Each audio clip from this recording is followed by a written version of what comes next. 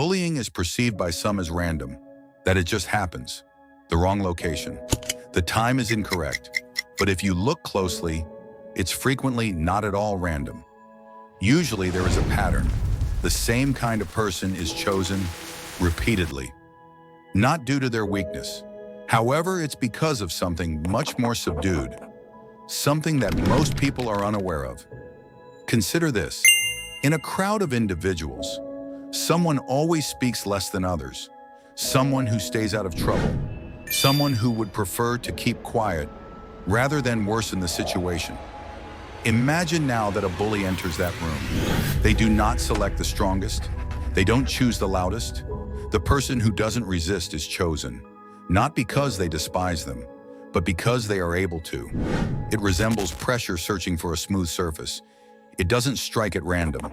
Where there is the least amount of opposition, it moves. Many victims of bullying are not hostile. They don't engage in conflict. They dislike causing issues. Actually, many of them learned the opposite as children. Be kind. Remain silent. Avoid arguing. Avoid making matters worse. Thus they adjusted. They developed empathy. Be patient. Tolerant. They acquired the ability to take in information rather than responding. And in healthy settings, that is effective. However, in unhealthy ones, they become an easy target as a result, because when someone goes too far, they don't respond. When someone treats them disrespectfully, they do not say anything.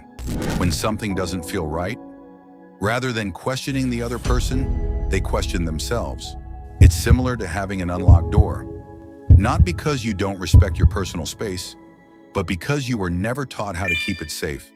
In terms of psychology, this frequently relates to early experiences. Not all the time, but frequently. If a person is raised in a setting where speaking up causes conflict, or feelings are disregarded, or being quiet is a sign of being good, they pick up a valuable lesson at a very young age, that it's more secure to remain silent. Thus, later in life, even when they are uncomfortable, they pause, they become frozen, they put up with it. Bullies are aware of that, not intentionally, however instinctively, because power isn't the only factor in bullying. It has to do with reaction, or its absence. However, this is a crucial point. Being singled out does not imply that you are flawed.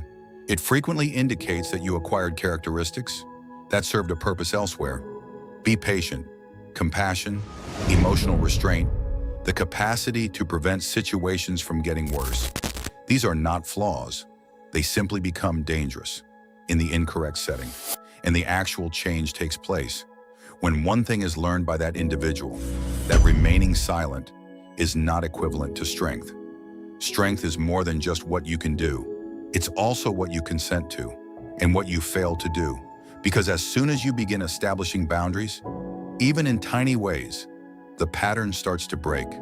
Thus, if you've ever experienced, it was always you who was being teased, the one remaining silent, the one attempting to maintain harmony. This isn't arbitrary, it's also transient. Occasionally, it's just a pattern you picked up. Additionally, patterns can alter. If you notice something about yourself after reading this, or another person, think about subscribing to this channel, because knowing people begins with knowing what influenced them.